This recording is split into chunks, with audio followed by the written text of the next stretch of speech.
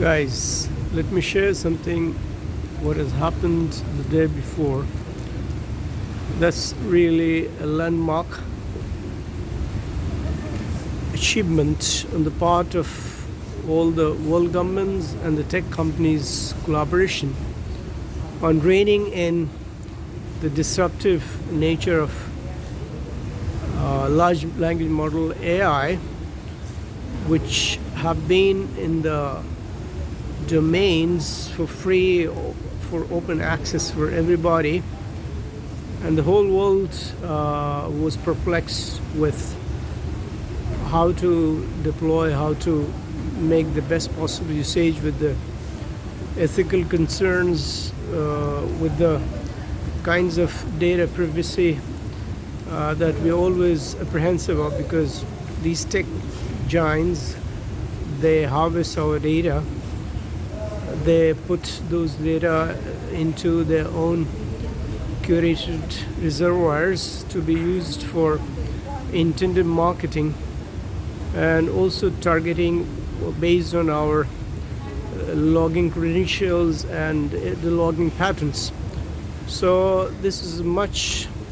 needed, much sought after world summit which actually happened, and almost 100 countries all over, they participated along with some of the scholars, researchers, educationists, and probably most of the stakeholders, including those who have been the prime movers like Elon Musk, was also there, although he has predicted a very disruptive future for this AI generated large language model. And he goes to the extent of claiming that the time might come when there won't be any jobs left for us, in the sense that we won't have to do any job on our end unless we would like to, or unless we are really interested or obsessed with doing, because majority of the menial or daily activities or the jobs, whether it's officials, whether it's paper based, or whether it's repetitive tasks day in day out that we carry out in our workplaces, and also in our interactions patterns, and also our attempt to utilize the technology in our own ways, because most of those technologies will be embedded into one kind of universal platform, and that would go a long way in not only taking away all our primary jobs or our I would say repetitive, usual, ordinary, normal kind of tasks. I would call them tasks that we are supposed to mandated for, or we are carrying out with a whole lots of precious energy being spent for the wrong reasons, and also trying to master the skills or try to display information or gather or have an access to or utilize the usable reservoir of our knowledge, which are actually of no value, in the sense that if they're already there and we can have an instant access to them anytime, anywhere, and in the real time, what's the point of having to jog our memory, or having to task our super intelligence that we human beings are endowed with immense capabilities? So probably those people who would be more creative and would want to redefine their future perspectives, redefine their role, try to draw meaning out of life in a truer sense, and in a vaster arena where I won't be involved to the extent, because it's your choice. And so although Elon Musk is not the prime mover of these technologies anymore,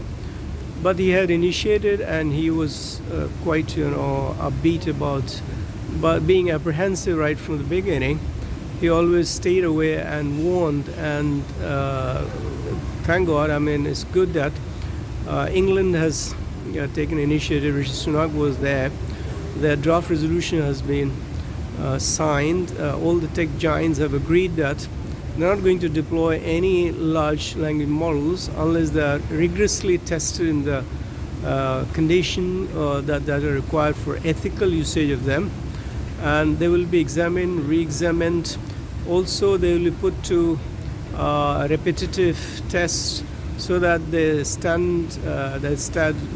with the test of time, and also so that they're not really spurious in the public domain and pose any sort of security threat to cybersecurity or online stuff that stores, because the idea is to make these technology much more safer in the hands of those who are wantonly playing them, and also to rein in the tech giants who are usually driven by the profit motive most of the time,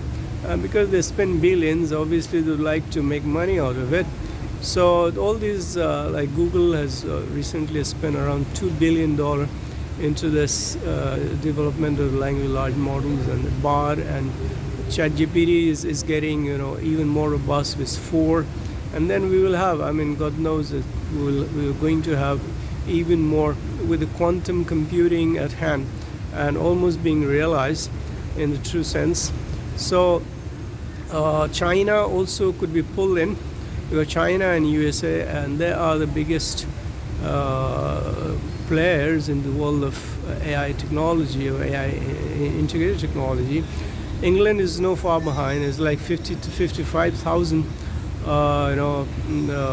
people have been almost replaced by AI technology, this robotics, and it's creating wonders in the field of medical technology, in not only diagnostics, also coming up with faster and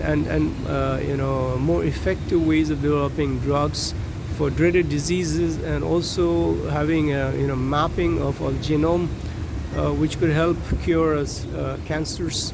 and other AIDS related like immunodeficiency syndrome disease much more faster.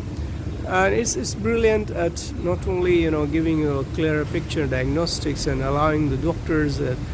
for having to examine the actual conditions and what course of medical treatment is at hand. We're already into this driverless cars and trucks and all the technology,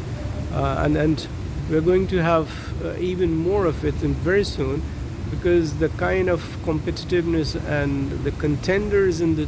the field of technology, they are so big, so conglomerates, and they're really into an all-out. Because when we talk of internet or AI technology, it's all in one, and it's called. We're advancing towards singularity, where all kinds of technology will be at interplay, and there would be like Epinese and Mesalvo, and they're going to empower. Education could be the last bastion of this front, because we have so many other frontiers where we have already applications and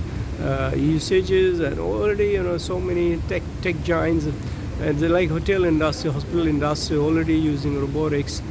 for catering to the customers, hospital management, medical tourism, and so there are so many other areas. So we educators, we have to be wary of. We shouldn't be left behind, and it shouldn't remain died in sense of adoptions of. So, in fact, England, Rishi Sunak, I heard him saying, it was in talk with Elon Musk and others. They have already allowed around 50,000 schools and usage of ChatGPT 4 models, because it's really making the teacher's job a bit relaxed, relieved with the kind of repetitive task of creating lesson plans and tweaking with exercises and writing tasks, and having to create models and samples and all that. So it's winning the hearts of teachers alike, and is going to ameliorate the precarious state of those teachers who day and night struggling with the rigmarole of the repetitive jobs in hand, because the schooling system it's still age old, with loads of paperwork, with loads of feedback, testing, assessment. And since AI is brilliant at even giving instantaneous feedback with testing, and creating loads of newer stuff based on the preferential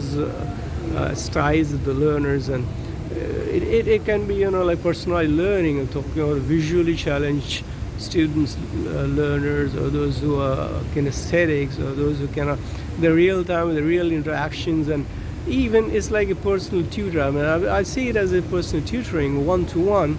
And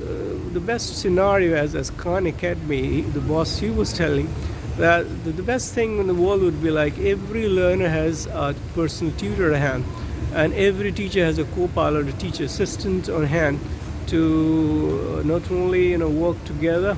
also bring about the best with the involvement of technical tools and implements. So it's a big news, and France and South of Korea, they are going to hold this World Summit, Tech Safety World Summit. This is called. So all the safeguards are being employed, and all the tech giants have really unanimously agreed to put all those new models into vigorous and stringent measures of government policies and framework. There will be a model, a structure where we'll be having a safer, more ethical, and more robust kind of AI integrated tools and implements. So I'm really glad that these things are happening, and the world body is waking up to the call of this, and it's not leaving our community educators and much more like perplexed with its far-reaching consequences, not only on our community but also our learners alike. Thank you so much for being a patient listener.